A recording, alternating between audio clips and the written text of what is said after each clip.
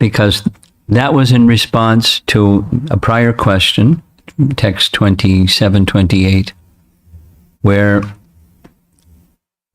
Uddhava wants to know, who are those persons? What are the qualities and characteristics of those persons who are eligible to offer something to you, offer the fruits of their work to you? And that was discussed previously, to purify the mind, offering the fruits of one's work to Krishna. So what are the qualities and characteristics of those who are eligible to offer the fruits of their work to you? And of those, amongst those persons who are so eligible, what do they deem as most desirable? So the most desirable topic was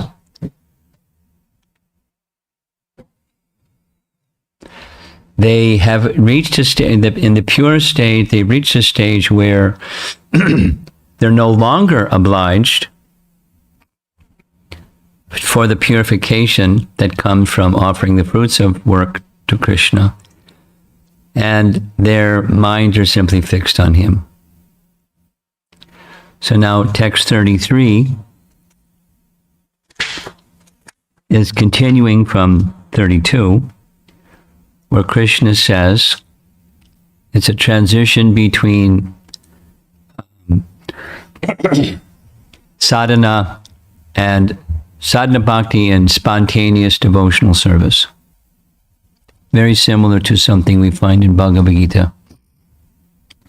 My devotees may or may not know exactly who I am, what I am, and how I exist. But if they worship me with unalloyed love, then I consider them to be the best of the devotees. And there are different ways of looking at what that means. And one of the ways of what that means is, like the residents of Vrindavan, or those who are engaged in spontaneous devotional service, Raganuga Bhakti, spontaneous, they're possessed of raga. They have deep affinity, raga, towards Krishna. And with that deep affinity, like the Brijvasis, they may or may not know the Krishna Tattva, but they just love Krishna. And he considers them the best. So there are different ways of looking at what Krishna is saying.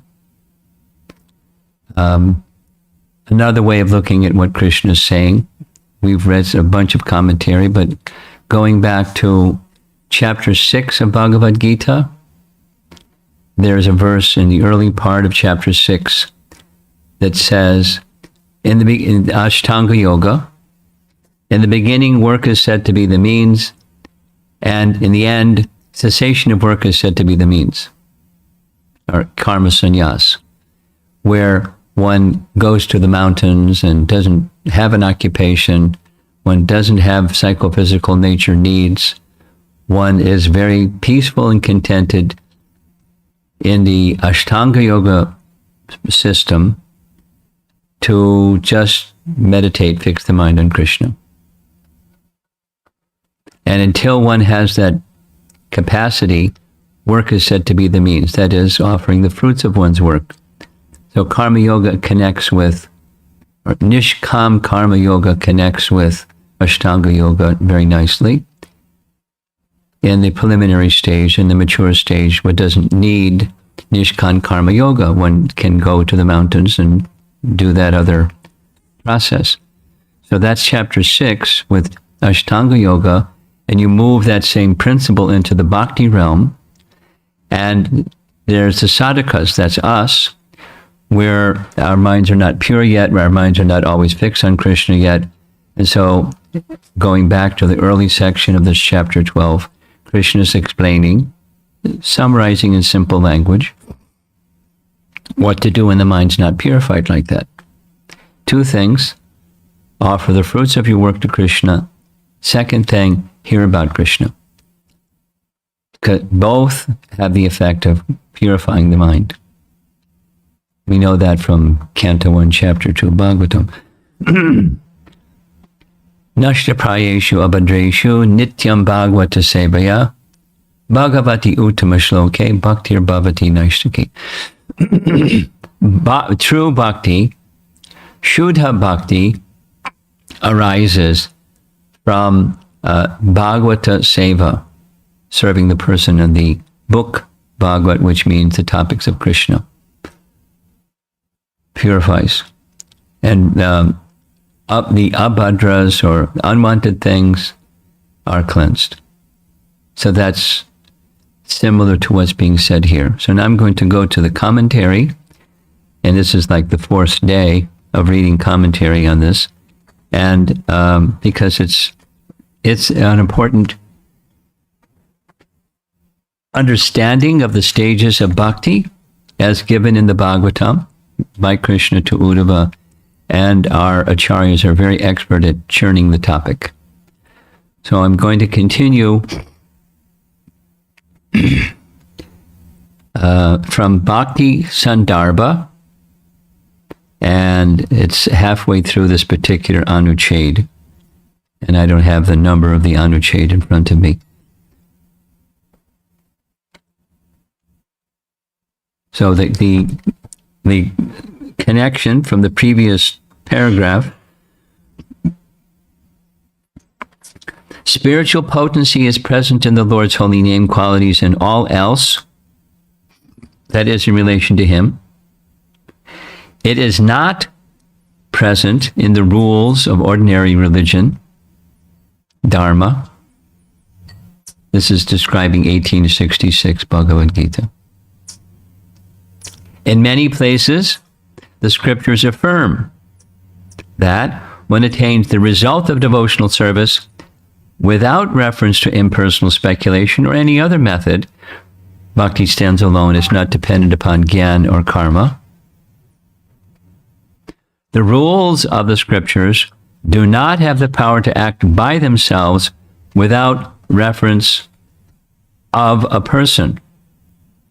They have power because they have come from the Supreme Personality of Godhead. Therefore, they who, having no knowledge of attraction or ruchi to the Lord, raise these objections, have no real understanding of the activities of Ragatmika Bhakti. Now, Ragatmika Bhakti means Krishna's eternal associates, the perfected souls that are exemplars of Rag. So it's the discussion is now going into the Raganuga Bhakti phase, going back to Krishna considers the best of his devotees. Whether or not they understand him, who he is, and how he's working, they have love for him. They're moved by Rag, they're not moved by Gyan. This is shown by the following statement of Srimad Bhagavatam 11.2.35. And this 11.2.35 is the Navayogendra speaking to King Nimi. O King, one who accepts this process of devotional service to the Supreme Personality of Godhead will never blunder on his path in this world. Even while running with eyes closed, he will never trip or fall. And then it's explained. A person who is somehow or other engaged in the attempt to fix his mind in thinking of the Lord is a person who actually follows the rules of devotional service.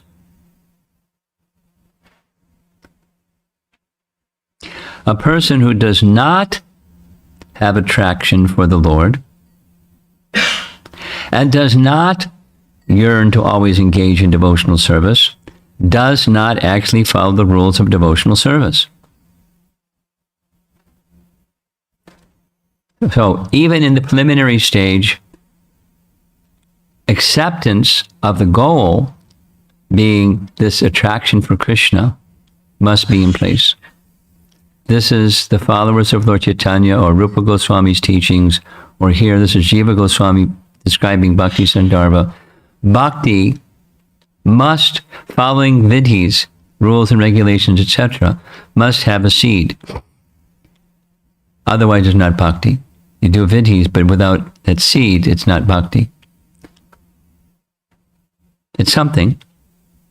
So the seed must be there. And why would somebody follow rules without a seed of idea to this is going to connect me with Krishna?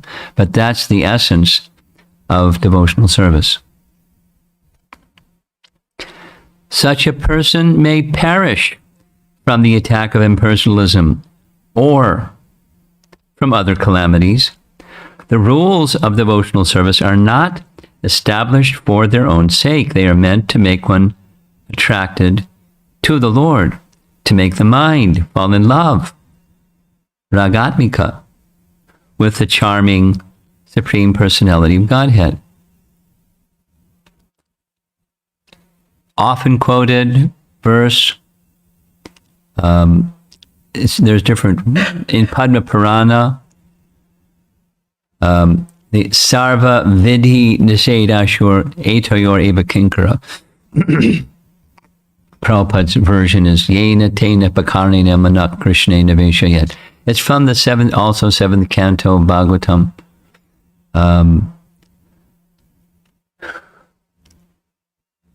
All the vidhis and nishedas, the do's and the don'ts, the rules and regulations of scripture, including of bhakti, have one purpose. That's mind fixed on Krishna. And the mind becomes fixed on Krishna when there's some attraction for Krishna or rag. It's just saying the same thing in different ways, but the essence is this affinity or attraction or hankering for the very loving, sweet personality of Godhead, Krishna. The personality of Godhead declares, then he recites this morning's verse. My devotees may or may not know exactly who I am, what I am, and how I exist, but if they worship me with unalloyed love, then I consider them to be the best of devotees. So this verse that we just are discussing is an essential verse in understanding the stages of bhakti. And that's exactly how it's positioned in this chapter, in his talks with Uddhava. So that's going way back to chapter 6. This is chapter 11. He's still addressing the question from chapter 6. And that question is, I have too much affinity for the temporary. And I know that that's an obstacle from seeing and knowing you properly. So please give me instructions to remove that affinity for the temporary.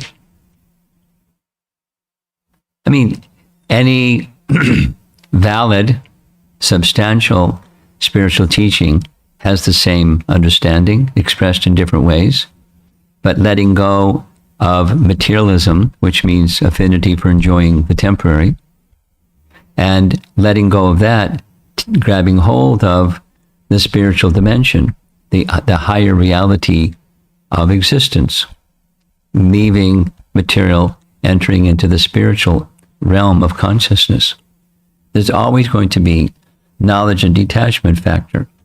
Always. Always. Different teachings have different ways of expressing. And the yoga systems have different ways of bringing that about. But the essence is coming to the stage of raga for Krishna, or consciousness of Krishna. This means that even if one acts with the wrong motive, or even out of malice, and even if one is merely mimicking the actions of devotional service, if one somehow or other engages in Ragatmika Bhakti, Ragatmika giving, falling in love with Krishna. That story that Prabhupada tells of the thief. He was sitting in a Bhagavatam class once and he heard how many jewels Krishna has. So he thought, let me go to Vrindavan and find Krishna and steal his jewels. So he went to Vrindavan and he was searching in the forest and Krishna came. Oh, flattering.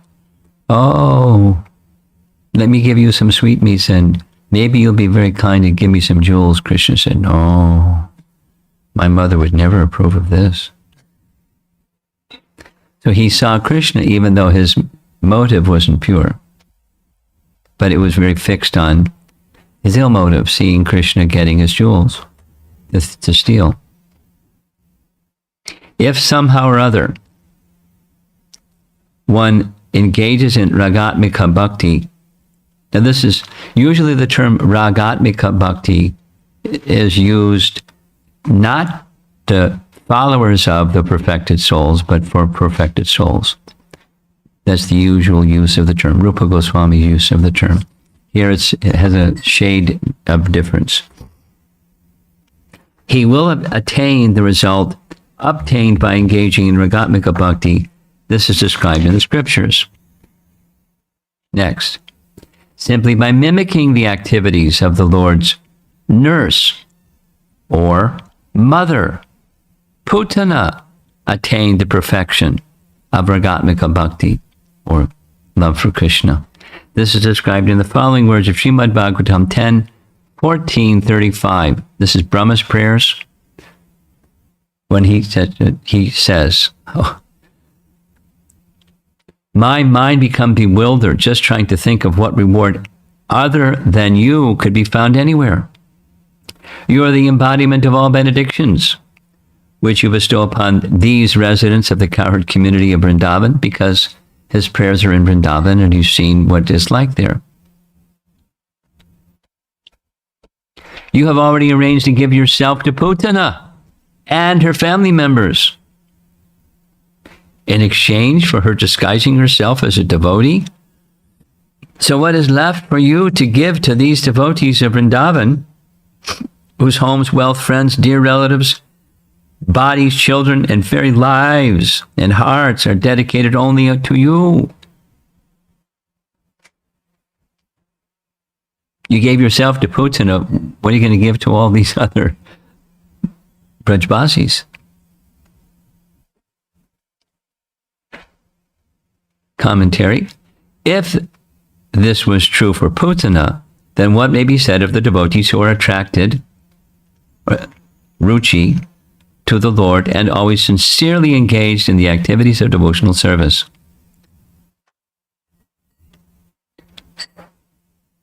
Again, in the Bhagavatam it is said, 10:6, 35-36. This is the Putana chapter. Putana was always hankering for the blood of human children. Yuck. And with that desire, she came to kill Krishna. But because she offered her breast to the Lord, she attained the greatest achievement.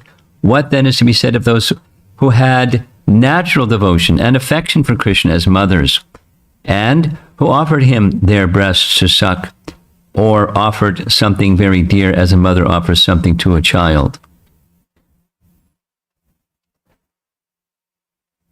Next, the Lord himself declares, 11:20-26. This is a later section of Uddhava Gita. Material piety and sin, which arise from the good and evil of this world, cannot exist within my unalloyed devotees who, being freed from material hankering, maintain steady spiritual consciousness in all circumstances. Indeed, such devotees have achieved me, the Supreme Lord, who am beyond anything that can be conceived by material intelligence. Next, the state of being an unalloyed or ekanta bhakta, or the one is the ekanti bhakta, is attained by having faith in devotional service. This circles back to something that is discussed earlier in this chapter 11 of Canto 11. That is, it's an important, and it comes later also chapter 20. Faith arises from association of those who have faith. Those who are carrying bhakti can awaken bhakti, and faith in the topics of Krishna arises from the association of those who have faith in the topics of Krishna. Just a little sharing.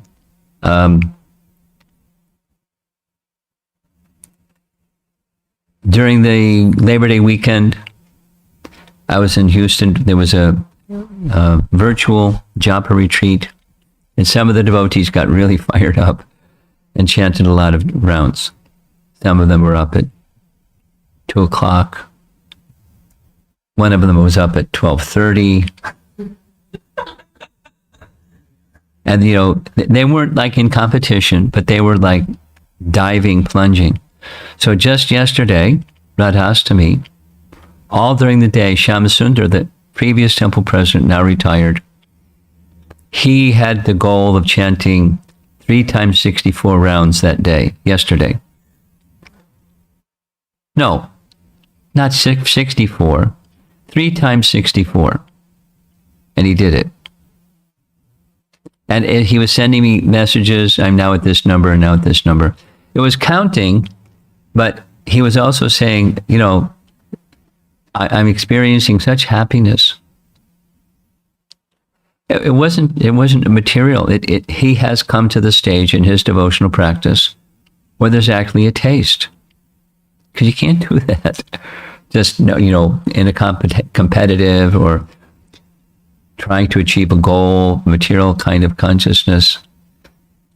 And it didn't start there. It started with, where it started was, he had brain hemorrhage. He was in the hospital. He was, his lights out, but his lights went back on again. And he realized I'm giving, like a Jamil, I'm being given a second chance. And that changed his life. No, the crisis changed his life. So he liked reading, but he especially liked chanting. And he did it. He did, I woke up this morning and wanted to see if he crossed the finish line. He did. He's really happy.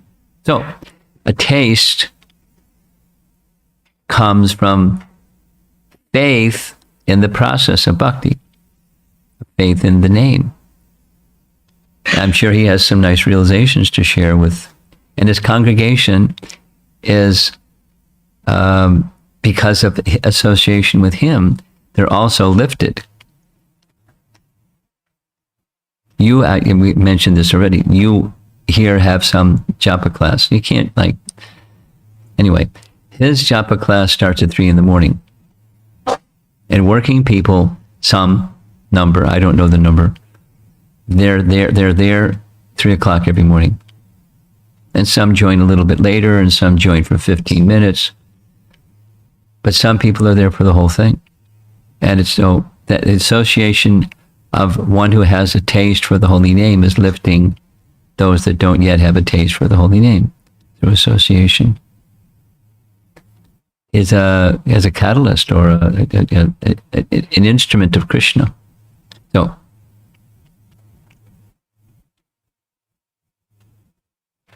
the state of being an unalloyed ekanta bhakta is attained by having faith in devotional service. When one is attracted or ruchi to the Lord, one naturally respects the rules and regulations described in the scriptures.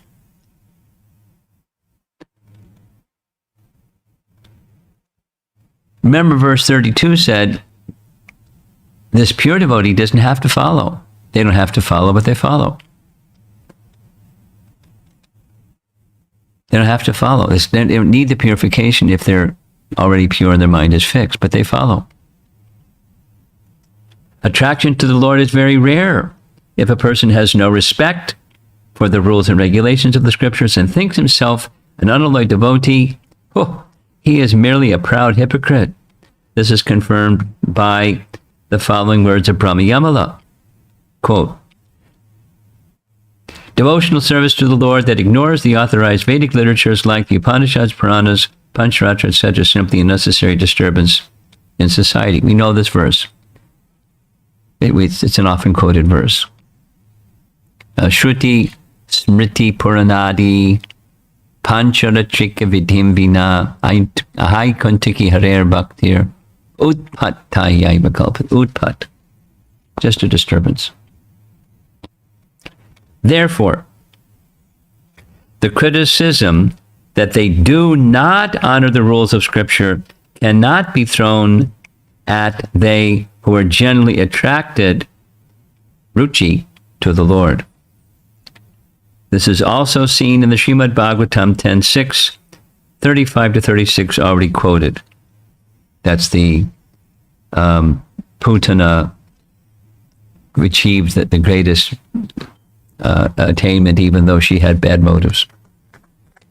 In the Padma Purana, Uttarakhanda, it is said, quote, they who have no love or attraction for the Supreme Personality of Godhead and act as they like, ignoring the instructions of the Vedas, are known as offenders or atheists.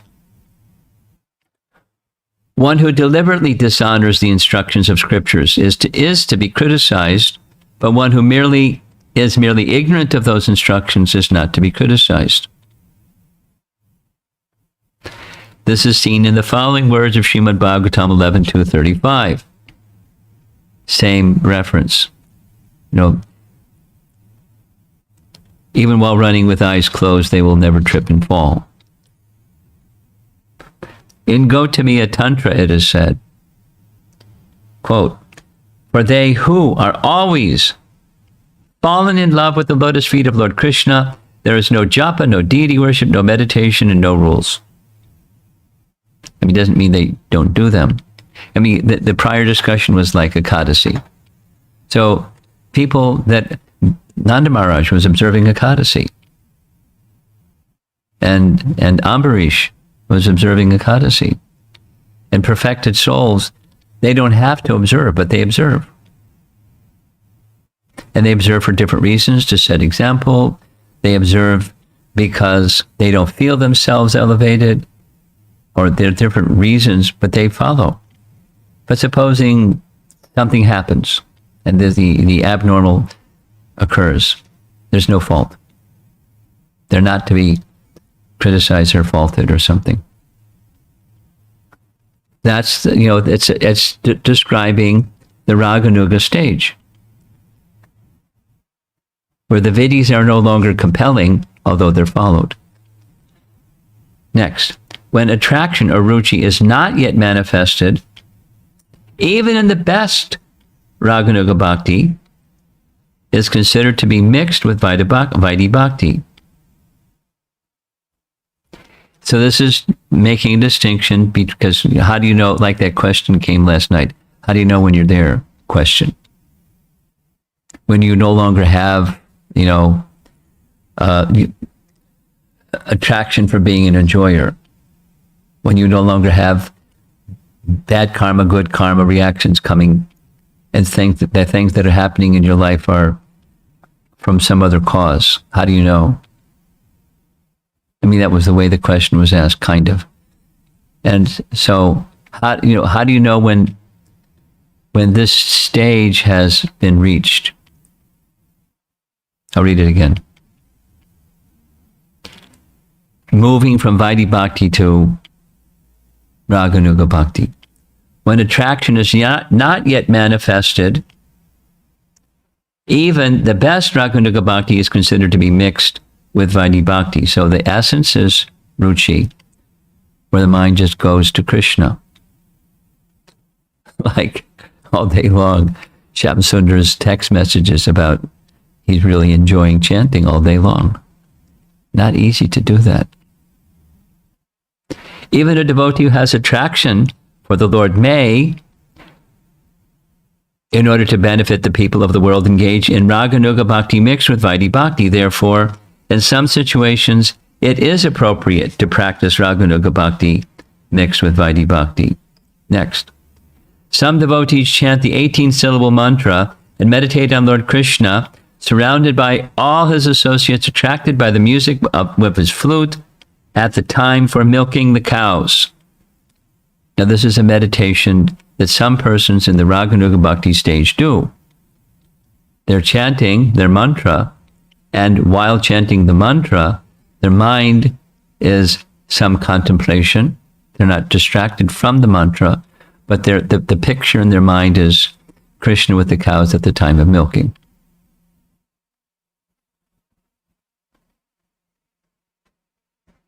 Other devotees think in this way. I chant this mantra that my spiritual master has given me so that I may attain my desire and become one of the people of Braja then I will directly serve Lord Krishna, the son of Raja's king. There are different inner contemplations in the Raganuga Bhakti stage. While doing the vidhis, there's an inner contemplation. Next. Now, we will discuss these words spoken by the Supreme Personality of Godhead and previously quoted in text 9 of Bhakti Sandarbha. Quote, "The Shruti and Smriti Shastras are my commands. Therefore, one who disobeys the scriptures disobeys me. Such a person hates me. He may claim to be devoted to me, but in truth he is not." Whoa, pretty heavy. Disobedience of the commands of Scripture is of two kinds. Disobeying the Dharma Shastras, disobeying the Bhakti Shastras. Explanation. A person who has faith in devotional service does not fall down from his position as a Vaishnav if, because of wickedness or another reason, or for no reason at all, he does not perform the duties described in the Dharma Shastras. There's like lots of those. Like, certain rituals that a householder is to do because they light fire and they sweep the floor and they do things they have to do, atone for any living entities that may be harmed while doing those household duties. That's a Dharma Shastra rule. This is described in the following words of Srimad Bhagavatam 11:5-41. This is Narada speaking to Vasudeva and Dwarka. One who has given up all material duties and taken full shelter at the lotus feet of Mukunda, who gives shelter to all, is not indebted to the demigods, great sages, ordinary living beings, relatives, friends, mankind, or even one's forefathers who have passed away. Devarshi Bhutapta Nirnam Prachinam, that verse. They're not a kinkar. Their debts are absolved, all by taking full shelter of Mukunda. Krishna himself declares in Bhagavad Gita 9:30, even if one commits the most abominable action, if he is engaged in devotional service, he is to be considered saintly because he is properly situated in his determination. Ananya Bhak. Properly situated in his determination. It's not, oh, great, to just be determined, now he can have a lot of wiggle room. That's cheating. But they who are attached and attracted to the Lord in this way do not desire the happiness of liberation from the world of birth and death, what to speak of the horrible happiness created by sinful deeds. They do not commit sins. If somehow, by mistake or by accident, they commit a sin, that sin is destroyed in a single moment. Also, he's like a lawyer making a case in the courtroom. Bhagavatam 11:5-42. It is said,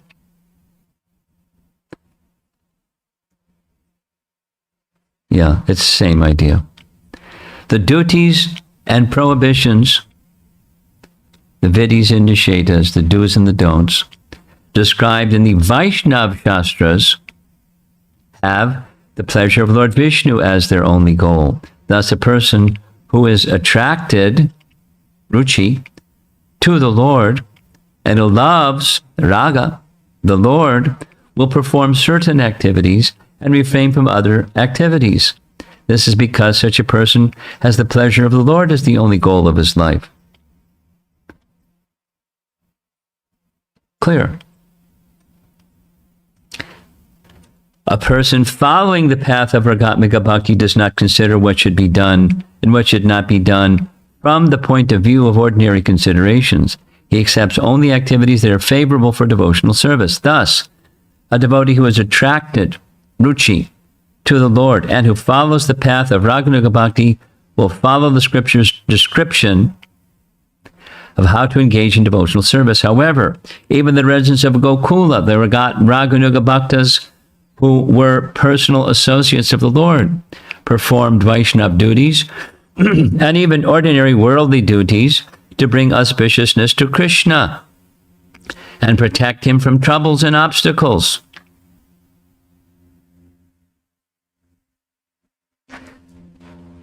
So the Shruti Smriti Puranadi verse, if you neglect the Shrutis and the Smritis and the Puranas, etc., one simply disobeys me. Such a person hates me. He may claim to be devoted to me, but in truth, he is not. These words do not apply to the devotees engaged in Raganuga Bhakti, for such devotees are already on the right path of spiritual life. Rather, this verse is addressed to they who follow the wrong paths, the paths of heretics and atheists like Buddha, Rishabdev, Dattatreya, and others. Now, Rishabdev has a big role in the 5th canto of the Bhagavatam, but there are some who take his teachings not bhakti, but just negation. And similarly, Dattatreya, who is the Avaduta Brahman spoken of by Krishna to Uddhava in 3 chapters. Some take his teachings as being impersonal, like, knowledge and detachment and become attached to Brahman. Some take his teachings that way. But on the other hand, he gave instructions to great Vaishnavas, Dattatreya, to Yadu, and to Prahlad, and to Hai Hai and others. And they were great devotees. So it's a little how to take teachings in the proper way, or how to not take teachings in the improper way. Because the Vedas can be seen as directing one to Brahman, and the Vedas can be seen as directing one to the Bhagavan feature. So they can be seen incompletely or improperly, or they can be seen properly. The scriptures declare, quote, doesn't say the source, a heretic opposed to the religion of the Vedas may worship his own deity. However, he will go to hell until the time when the universe is destroyed by floods. Almost done. Even though many Vedic rules are not followed in it, Raganuga Bhakti is not outside the path of the Vedas. Actually, Raganuga Bhakti is the perfection of the religion described in the Vedas and the scriptures that explain the Vedas. This is so because Raganuga Bhakti makes one attracted, ruchi, to the Supreme Personality of Godhead. In the Vedas are described many heretics and atheists, such as Buddha, who are opposed to the Vedas and thus are outside the sphere of Vedic religion. For example, 1.3.24, Bhagavatam, speaking of Buddha. Therefore, Raganuga Bhakti is proper and correct. It is much better than Vaidhi Bhakti. The previously discussed rules of the scriptures are meant for merging into the existence of the Lord. When the mind is attracted to the Lord, then one may merge into him. But it is not a matter of rules and regulations. It is a matter of the nature of the mind. The rules encourage what is favorable for this and forbid what is not favorable. In that way, one quickly merges into the existence of the Lord in the bhakti sense. When all unwanted materialism is destroyed, then one is able to merge into the existence of the Lord. This is a vivid example of the great power of the path followed by the mind. When the conditions are favorable, then one can attain the goal sought by the impersonalists. The following explanation last. 7.1.15. This is Narada speaking to Yudhisthira about Shishupal's deliverance. This verse is given to show the power of the mind's thoughts and emotions. Maharaj Yudhisthira inquired, "It is very wonderful that the demon Shishupal merged into the body of the Supreme Personality of Godhead. Even though extremely envious, the Sayuja Mukti is impossible to attain even for great transcendentalists. How then did this enemy of the Lord attain it?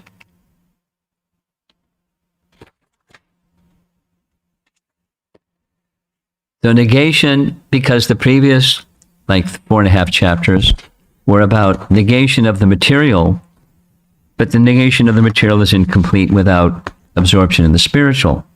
And absorption in the spiritual can have different conceptions, impersonal or personal. So Krishna is obviously advocating personal or bhakti.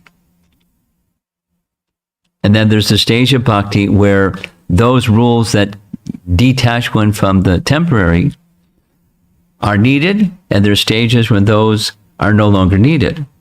And those that are in that stage, there's a certain quality that's ruchi or raga towards Krishna. And then they don't need it. They follow, but they may not follow. There's no fault. That's the explanation. I'm going to go use the bathroom for just a moment, and you can think of questions. You can ask if you like.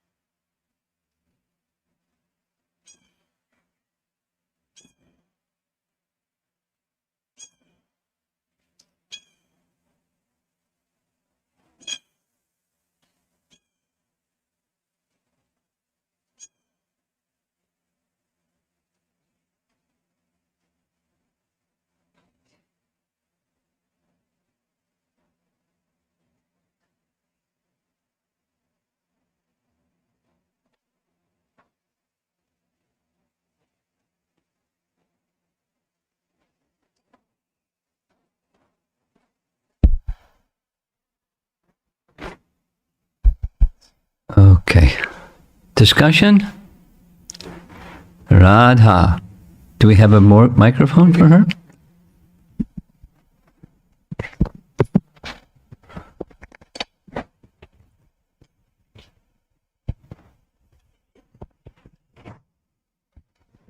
Hare Krishna Maharaj. Hare Krishna. That's a good way to start. I like that. Go ahead. I have a question from yesterday, if that's okay. Go ahead.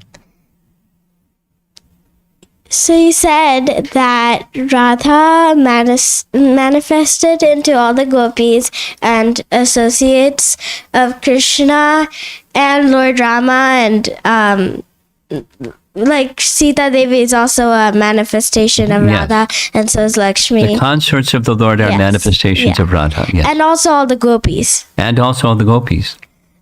She's a But- powerful lady.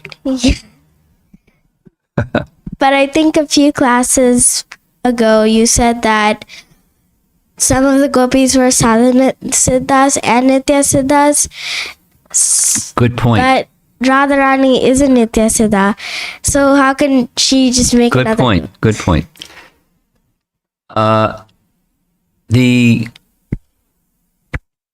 The ragatmikas at the very beginning of the class, commonly the term ragatmika bhaktas used by Rupa Goswami means the eternal associates.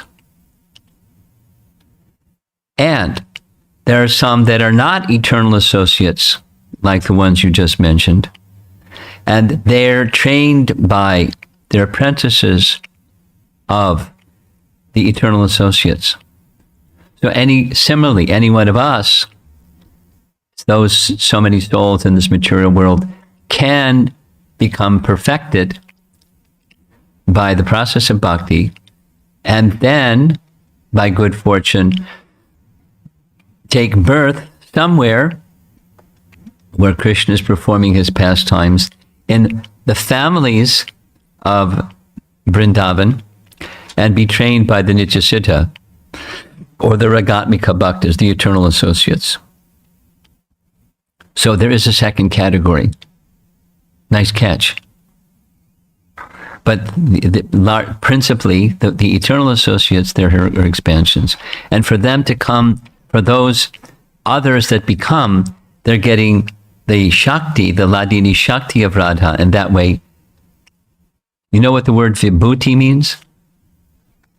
Vibhuti means a potency, a partial potency of, like chapter 10 Bhagavad Gita, opulences of the Absolute. That's Vibhuti Yoga. So the Vibhuti means a portion of the totality of Krishna. As Krishna has his opulences, Radha has hers. So her Ladini Shakti is invested in those who become perfected. So their manifestations, they're bearing some manifestation of her Shakti. And then there's those that are fully her expansions. In the same way as Krishna also manifested into all the gopas? Yes. Well, the same way that Krishna manifested in all the gopas is like Radharani manifesting as the eternal gopis, the perfected gopis, the Ragatmika gopis. I mean, not only in the Brahma pastime, but normally. Oh. Yes. Normally. Yes. Other than that 1 year, yes. Okay. And I have one more question. I've heard from somewhere, I forget, that Radha died in some weird way. I don't know if Radha died actually. She and I doesn't, don't think of course. she did. Any more than Sita died or anything like that. No, died in the way that Krishna did. I mean, he disappeared. So how did Radha disappear? I can't recall those. There's different. Like last night, I was describing at the temple 5 different narrations of Radha's appearance. 5 different narrations of Radha's appearance, and the explanation of why 5 different explanations is different days of Brahma. So there's variations on the theme, but the theme is the same. And I'm not familiar at the moment with what those versions of Radha's disappearance any more than the versions of Krishna's disappearance, other than the one that we said in the heel by an arrow and stuff like that. That's the Bhagavatam. But there's other explanations of Krishna's disappearance. And I don't know of other explanations of Radha's disappearance other than in Rupa Goswami's writings. He describes a very esoteric event where, actually there's 2 that I can think of, where she, in a state of madness, enters into the Jamuna River. And the sun god takes her to his abode. And then later the sun god delivers her to Dwarka, and she becomes Satyabhama. Really esoteric. It's very detailed, very complicated, mind-boggling complicated, filled with rasa. You have to turn your rasa channel way up, and then you can, enter into it with some appreciation. Someday you'll probably want to read it.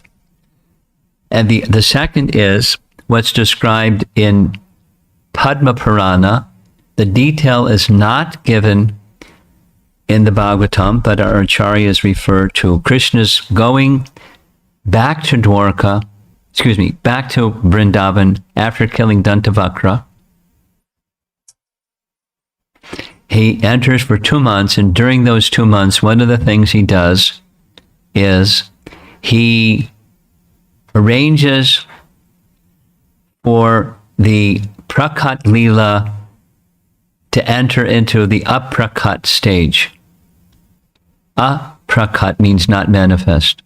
Prakat means manifest. So the Prakat Leela is withdrawn into the Aprakat stage. So how did she disappear? Krishna just withdrew everybody into the Aprakat stage. It's just like vaporize them or something. It doesn't say how that happened. But they entered into the not visible to worldly people anymore. And that's one of the disappearances of Radha and all the associates of Krishna. Thank you, Maharaj. Okay. Anyone else would like to discuss some points? Anything online?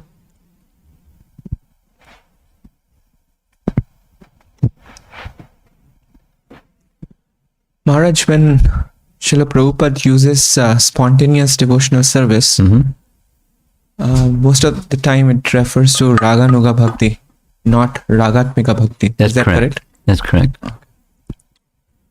The following of the Ragatmikas is Raganuga. Anuga means following, those who have Rag. Now, why the distinction here, I don't know. So if I have to summarize today's class, it boils down to we should be acting from where we are. Yeah. Because if we are really having that rag or attachment, then one can be kind of transcending the worldly duties. Yes. And then another summary from today's discussion is what's really important is the rag or ruchi, the taste, the attraction. Not just following, but while we're following, we must follow. And in the Vaidhi stage, it's the purpose of the following is rag. And, that's to be kindled while we're doing Vaidhi Bhakti. Those 2 points. Okay? Anything online? Yes. So question from Snehavali Mataji. Hare Krishna Guru Maharaj. Today we discussed 2 examples of Putana and the thief. 2 examples, Putana and the thief. Both had malice in their hearts, but they achieved the result of Raganuga Bhakti just because they imitated the Ragatmika Bhaktas. We are much cautioned to not imitate Ragatmika Bhaktas in there's nectar a devotion. premise in her question. Go ahead and ask the question. So I don't forget. The premise is that they were imitating the Ragatmikas. They weren't imitating. Putana wasn't imitating. It was like a reflection of a mother. She was pretending to be what she wasn't. At the same time, Putana had a drop, a spark, a tinge of motherly affection when she saw baby Krishna. It was mixed, but she felt affection like a mother for a child. And then the act was accepted by Krishna. Go ahead. Yes, we're advised not to imitate, for sure. Yeah, so she's just asking, could you please elaborate some more on this? Okay. We're advised to not imitate. You want to add follow-up on this? Okay. We go to her second question, Snehavali? No. Okay.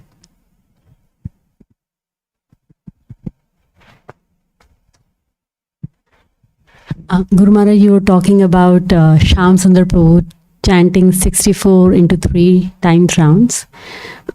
So I was just thinking, practically, how does he manage it? Like 6 hours? Well, he got up at midnight. So and he stayed focused the whole day. And he was enjoying in that focused space. That's how. And he didn't start there. It's been some time, but he's consistent with his effort. when he had his problem, he had two of them, the two medical problems, and both were like, gave him impetus and changed his life. Now, it doesn't have to be a near-death experience, but he started being moved to take shelter of the holy name, because who knows what's going to happen. So that was a negative, what if, and then it moved to some attraction. So, and he just stayed with it and stayed with it and stayed with it. That's how. Now, some people have some other attractions. Some people like deity worship. Some people like the Bhagavatam. Some people like Sanskrit poetry. Some people like writing. Some people like cooking. So there's different likings. Some people like bhajans. So it's getting a taste for those activities of bhakti where the pleasure of Krishna becomes abundant. So how it happens is Krishna's mercy and some effort. And you stay with it because there's taste there. Yes, Maharaj, it's very interesting. He may be taking about 18 hours or something to... What? He may be taking about 15 to 18 hours for chanting in the day. He's not, Haridas Thakur. But he's beyond most of us who can, for that period of time, do that one thing with happiness, joy. He was like, I'm so happy. No, how does it happen? That heart has become cleansed. He's experiencing something that most people don't experience.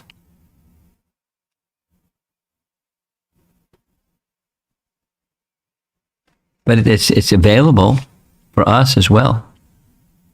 We're just, elsewhere. We're absent when we're chanting. Anyway, have to become present, have to become with Krishna. That's how. Anything else? Srila Prabhupada ki? Jai.